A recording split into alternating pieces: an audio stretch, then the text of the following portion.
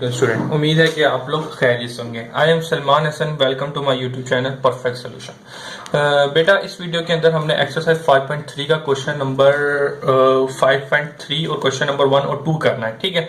लेकिन इससे पहले मैंने एक वीडियो बनाई थी जिसके अंदर जो इन क्वेश्चन को सोल्व करने के लिए जो एक मेथड है जो टोटल 6 स्टेप के ऊपर डिपेंड करता है उसको मैंने एक्सप्लेन किया है और लिहाजा ये पूरी एक्सरसाइज में यूज होगी, तो लिहाजा इसको मैंने यहाँ पे भी लिख दिया और पिछली वीडियो में पूरा एक्सप्लेन किया है। अगर आप वो चीज देख लें तो ये आपके लिए इजी रहेगा, ठीक है बेटा। चलें जी, हम स्टार्ट करते हैं अपनी एक्सरसाइज बेसिकली जो करनी है। तो इसके अंदर मुझे क्वेश्चन नंबर 1 में लेके आया हूं, सबसे पहले वो मैंने ये कॉपी कर लिया, ठीक है। तो अब स्टार्ट करते हैं सोल्यूशन। बेटा, इसके अंदर मुझे कहा गया कि find the maximum and the minimum value, maximum minimum value मालूम करके बताओ। तो बेटा आपको पता है किसी भी इक्वेशन के अंदर अगर मैक्सिमम मिनिमम वैल्यू मालूम करनी हो तो ये टोटल 6 स्टेप आपको फॉलो करने होते हैं, ठीक है। तो हम स्टार्ट करते हैं, बिल्कुल इसके स्टेप चलेंगे। तो स्टेप नंबर 1 के अंदर क्या होता है, जो हमें इक्वेशन दी जाती है, जो क्वेश्चन दिया जाता है उसको हम किस में कन्वर्ट कर देते हैं, इक्वेशन के अंदर, ठीक है। तो लिहाजा मैं कर देता हूं f of x is equal to X square minus 2x plus 3, ठीक है बेटा। सिंपल पहला जो स्टेप था वो मैंने कर दिया। आप चाहे तो ये स्टेप यहां से भी देख सकते हैं, जिससे इसी स्टेप के मुताबिक चलूंगा। फिर स्टेप नंबर 2 के अंदर मैं क्या करता हूं, स्टेप नंबर 2 के अंदर मैं फर्स्ट डेरिवेटिव लेता हूं, ठीक है। तो फर्स्ट डेरिवेटिव लेना है तो फर्स्ट डेरिवेटिव आप ले लेते हैं एफ ऑफ डैश, इसके ऊपर आ जाएगा और डेरिवेटिव लगा दें इसके ऊपर। डायरेक्ट फार्मूला लगा रहा हूं, आपको पता है डेरिवेटिव आपने यकीनन पढ़े होंगे। और x का डेरिवेटिव 1 से मल्टीप्लाई और 3 का डेरिवेटिव 0 होता है, 0 को मैं नहीं लिख रहा। तो लिहाजा जो फर्स्ट डेरिवेटिव जो होता है उसको आपने इक्वेशन 2 कह दिया, ठीक है। तो स्टेप नंबर 2 हो गया। स्टेप नंबर 3 के अंदर आप क्या करते हैं, स्टेप नंबर 3 के अंदर आप सेकंड डेरिवेटिव लेते हैं, ठीक है। तो सेकंड डेरिवेटिव जो लेते हैं इसी के ऊपर सेकंड डेरिवेटिव लगाएंगे तो ये डबल डैश आ जाएगा और यहाँ पे क्या होगा, इसका जब डेरिवेटिव लेंगे तो 2x का डेरिवेटिव 1 होगा, 1 को 2 से मल्टीप्लाई किया 2 और 2 एक कांस्टेंट नंबर, उसका डेरिवेटिव लेंगे एक 0 आएगा। तो लिहाजा मैं 0 को नहीं लिख रहा। तो लिहाजा मेरे पास 3 स्टेप कर लिए। अब 3 के बाद स्टेप नंबर 4 करेंगे, ठीक है। अब स्टेप नंबर 4 के अंदर क्या करना था, स्टेप नंबर 4 के अंदर हमें x की वैल्यू मालूम करनी होती है, ठीक है। x की वैल्यू मालूम करने के लिए हम क्या करते हैं, f ऑफ डैश जो होता है इज इक्वल टू 0 रख देते हैं, ठीक है बेटा। इस f ऑफ डैश को इज इक्वल टू 0 रखते हैं। इसको हम क्रिटिकल पॉइंट भी कहते हैं और स्टेशनरी पॉइंट भी कहते हैं। तो लिहाजा आपको ये बात होनी चाहिए क्योंकि अक्सर आपके पास उसमें आ जाती है MCQs में। तो f ऑफ डैश को इज इक्वल टू 0 रखना होता है। तो f ऑफ डैश की वैल्यू क्या है वो आप लिख दें, यहाँ पे लिख देगा from equation 2। f of dash की वैल्यू इक्वेशन 2 है तो इक्वेशन 2 से आपने वैल्यू पुट करनी है। f डैश की तो कितनी है, 2x minus 2 is equal to 0, ठीक है बेटा। अब क्या करेंगे, यहां से आपको पता है कि x की वैल्यू मालूम करनी है तो ज्यादा x की वैल्यू मालूम करने के लिए आप क्या करेंगे, ये माइनस का है, इधर जाके प्लस का, ये 2 से मल्टीप्लाई हो रहा है तो इधर जाके डिवाइड हो जाएगा। तो मैं इसे डिवाइड कर दूं तो लिहाजा ये मैंने कैंसिल आउट किया तो x की वैल्यू आपके पास क्या निकल के आई, 1, ठीक है बेटा। आपने सिर्फ x की वैल्यू मालूम करनी थी स्टेप नंबर 4 में, वो आपने मालूम कर लिया, आपका काम खत्म हो गया। अब आ जाए स्टेप नंबर 5।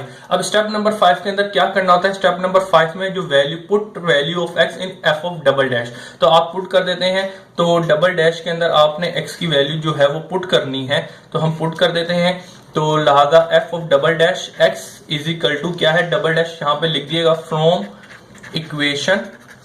आपको डबल डैश की वैल्यू कहां से मिलने वाली है, डबल डैश की वैल्यू फ्रॉम इक्वेशन 3 से मिलने वाली है। तो यहाँ पे लिख देगा फ्रॉम इक्वेशन 3। तो डबल डैश किसके बराबर है, f of double dash is equal to 2, ठीक है बेटा। तो x की वैल्यू क्या है यहाँ पे 1, तो आपने पुट कर दी है f of double dash 1 is equal to, अच्छा जी यहाँ पे x की वैल्यू भी नहीं है, आगे इंशाल्लाह क्वेश्चन में चलेंगे उधर होगी तो हम पुट करेंगे, लेकिन फिलहाल हमारे पास f ऑफ डबल डैश की वैल्यू क्या आई है, वो आई है +2।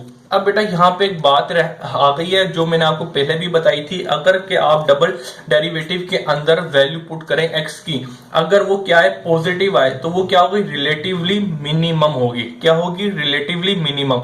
तो लिहाजा आपके पास पॉजिटिव है ना भाई, ये पॉजिटिव साइन है तो लिहाजा रिलेटिवली लिख देंगे। आप यहाँ पे लिखेंगे at x is equal to 1 that function x is relatively